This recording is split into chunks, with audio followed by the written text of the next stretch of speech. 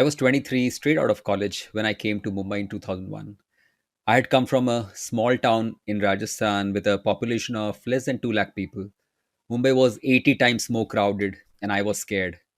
I'd just accepted a seat at an MBA college in the city, and my father had paid the fee, so there was no looking back. Now, when I think back at those times, it was quite possibly the most intimidating situation I've ever got myself into thus far. But I did not want to be a quitter, so I stayed. I struggled to get along with the city and its people, but I still stayed. In the first few weeks at the college, I missed more than half of my classes as I was too shy and scared to be out of my accommodation and onto the crowded roads and public transport, and then into my class of city students. I never felt as vulnerable in my life as then. By the way, the word vulnerable comes from early 17th century Latin vulnerare, that means to wound. The word literally means being exposed to the possibility of being attacked or harmed, either physically or emotionally. And so, 2001 was when I felt immensely vulnerable in my transition from a tiny city of known people to a metropolis of unknown people. The second time I felt vulnerable, though not to such a large extent, was when I was in the final stages of my decision to quit my job in late 2010.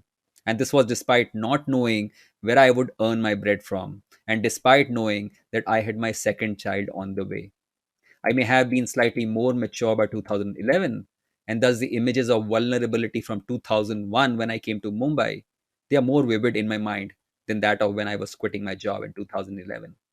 However, over these years of meeting people and reading stories of those who have been through difficult times to come out safe and sound, and through my own experiences, I have changed my view on the idea of being vulnerable, of being willingly or unwillingly exposing myself to an external threat, especially the emotional kinds. And the key lesson I have learned here is that being vulnerable, being on the edges, exposing yourself to big changes is not such a bad thing after all.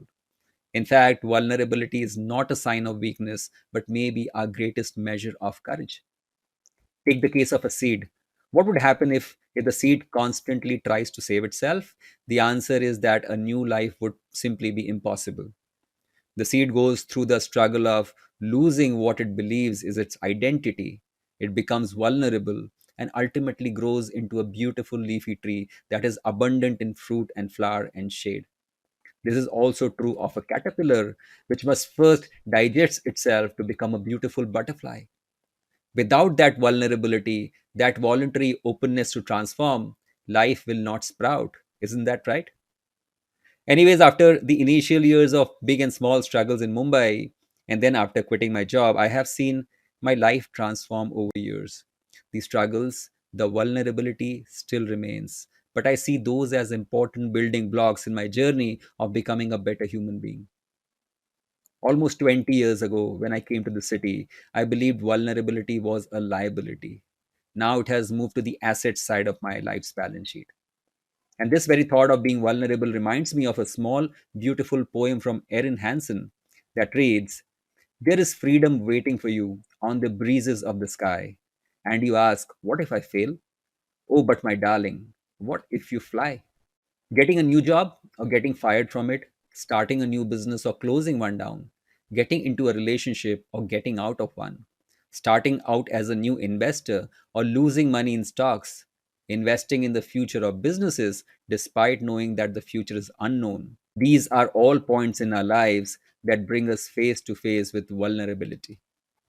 Talking about investing specifically, I'm reminded here of February 2016 memo from the legendary investor Howard Marks, where he wrote, and I quote, "My buddy Sandy was an airline pilot.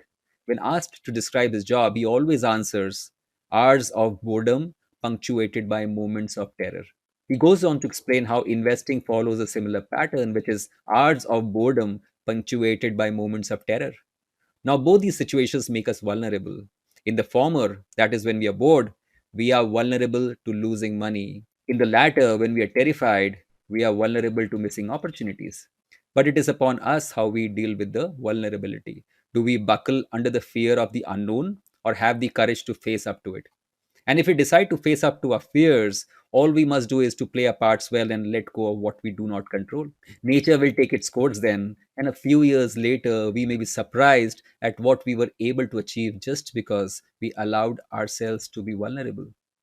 Thank you for tuning in today, and I hope this insight on vulnerability helps you on your own journey of life and investing.